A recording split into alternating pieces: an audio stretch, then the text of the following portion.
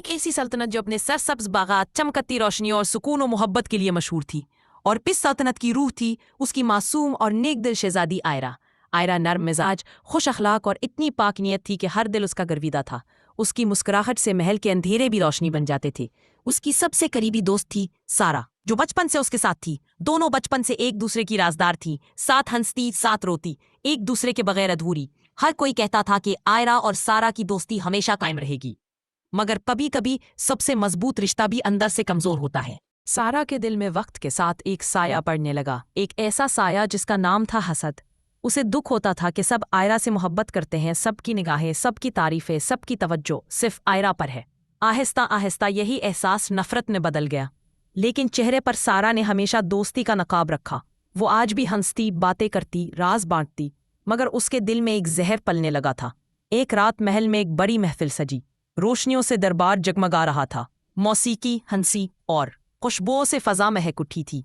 शहजादी आयरा सबके दरमियान बैठी थी और उसके पहलू में हमेशा की तरह सारा।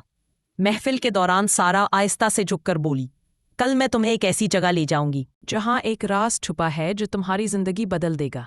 आयरा चौंकी मगर मुस्कुरा दी। ठीक है, मैं तुम्हारे साथ चलूंगी। अगली सुबह सूरज महल की दीवारों पर चमक रहा था। आयरा ने हस्बे मामूल इबादत और मुताले से दिन का आगाज किया, मगर दिल में एक अजीब सा इज़्तिराब था।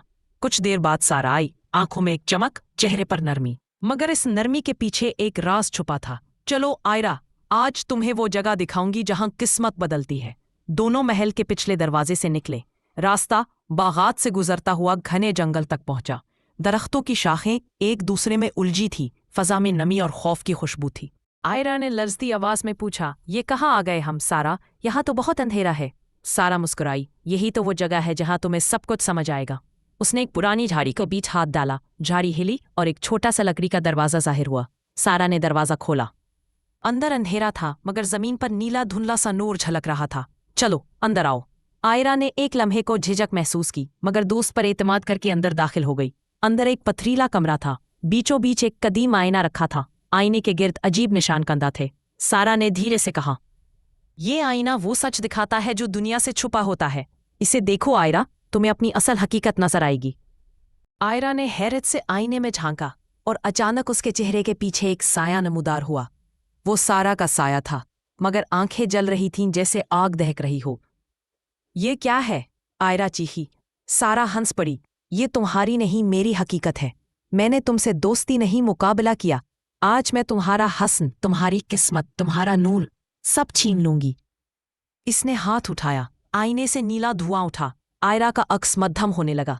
आयरा खौफजदा होकर पुकारने लगी, सारा, ये तुम क्या कर रही हो? मैंने तुम्हें बहन समझा था। उसी लम्हे महल से एक रोशन शुआ नमूदार हुई। ये रोशनी आयरा के गले में लटके तावीज से निकली। ये तावीज उसे उसकी माँ ने दिया था, मोहब्बत और पाकीज़गी की अलामत। रोशनी फैल गई, आईना चकनाचूर हो गया। सारा जमीन पर गिर पड़ी और चीख उठी, नहीं, ये मुमकिन नहीं। आयरा के आंसू जमीन पर गिरे और नीला नूर सारा अंधेरा निगल गया। जब धुंध छुटी, सारा गायब थी, सिर्फ उसके जलते कदमों के निशान बाकी थे। आयरा ने आसमान की तरफ देखा और आहिस्ता कहा, मोहब्बत हमेशा नफरत पर गालिब आती है। जिस दिल में हसद होता है वो खुद जल जाता है। इस दिन के बाद शहजादी आयरा ने सल्तनत में माफ़ी और शफकत का पैगाम फैलाया और इस आईने के टूटे टुकड़े महल के दरवाजे पर लगवा दिए, ताकि लोग हर रोज देख सकें कि हसद का अंजाम हमेशा तबाही होता है।